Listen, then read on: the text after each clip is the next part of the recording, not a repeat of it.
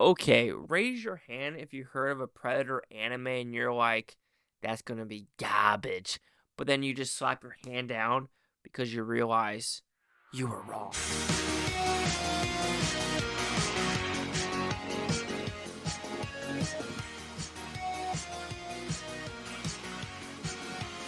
Chase Lee Hockey here with the Blue Futon reviewing Predator's Killer of Killers. What's about pretty simple premise. Like I said, I had no interest in watching this, zero. But one of my friends said, "Yo, you need to watch it." And I was like, "Okay, don't threaten me with a good time."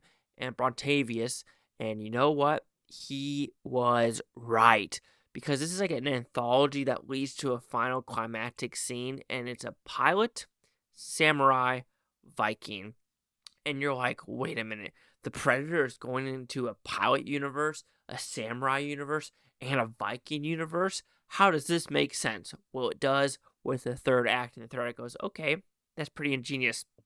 But it also makes you wonder, like, should Arnold Schwarzenegger come in anywhere? Or are they even going to try to connect it? Because I won't lie, it's the same director who did Prey and also doing the new Predator Badlands, and the first trailer for Predator Badlands is not good. I'm like, what are these like tentacle vines coming at you? Like, is this a fetish type of thing? I have no idea what's going to go on with this movie. And just the look of it is a little bit a skinnier Predator. So I don't know what type of look they are going for. So, like I said, I'll hold judgment because he did a good job with Prey, the director, and he did a good job with this animated film. So I'm going to give him the benefit of a doubt that Fox / Disney just made a shitty trailer. So with this movie, the animation style, fantastic. The actual stories themselves, like the Viking is more of a girl trying to avenge her father's death and also trying to be with the son. Gory.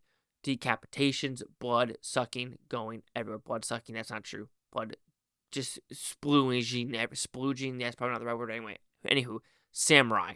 Another fantastic one about kind of two brothers going at it because something happened in their childhood and then they got to come together to kill a predator.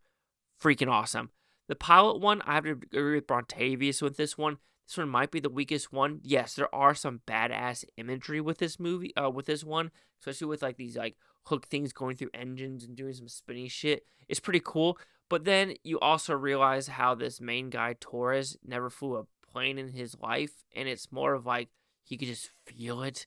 Like he's feeling the planes and shit like that. And especially what happens in the third act too, where you're just like, yeah, this is World War One, too, and you're just not going to randomly get this plane that's on this. Like, I doubt this plane is even going to be on an aircraft carrier, and he's going to be in the middle of the Pacific Ocean doing that shit, or even it wasn't in Germany. I don't know, but you're trying to get what I'm getting at here, right? Where it's like, yes, it's a cool story, but the Viking and samurai is way more believable when dealing with the actual background and backstory with these characters. And like I said, when it leads to the very end, it's fun, it's chaotic, and it's just a very cool premise looking into the Predator universe and where this can go. Will it go anywhere? That's a good question because it kind of leaves you of like, where are we in this world? What year is it? And what is actually going to occur? But with the voice acting, the gore, the special effects, the animation really shines in this story. And it's just what you want to watch in a movie. It's fun.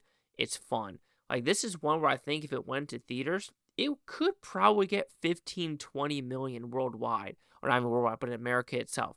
And I think that's pretty good with the budget, what it was probably at. I'm going to guess a $10 million budget. So I bet you they could have put this in movies and made a decent chunk of change, except just dropping it on Hulu, which, I don't know how much Hulu they are actually going to make off of this. Anywho, Predator Killer of Killers is a fantastic entry in the Predator universe.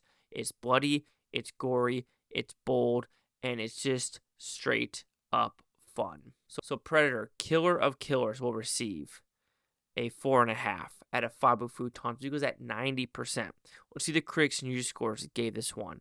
Critics a 96% with 90 of them. Audience scored 90% with over 1,000. Critic consensus: plucking the Predator into a series of inspired mashups with striking visual plate.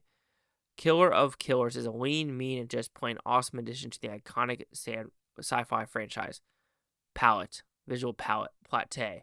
I turned the French for a little bit. Anywho, the Magoos, 90s, 96, Chase Hockey with the Blue Futon. Like, comment, subscribe. I'm at least Bootontopia. You Blue Tony. Say watch for a great day. I'll watch this today, tomorrow, week from now, month, and a year from now. Or, freaking one of you. Peace and love. Peace and love. And did you watch this? Did you think it was badass as I thought it was?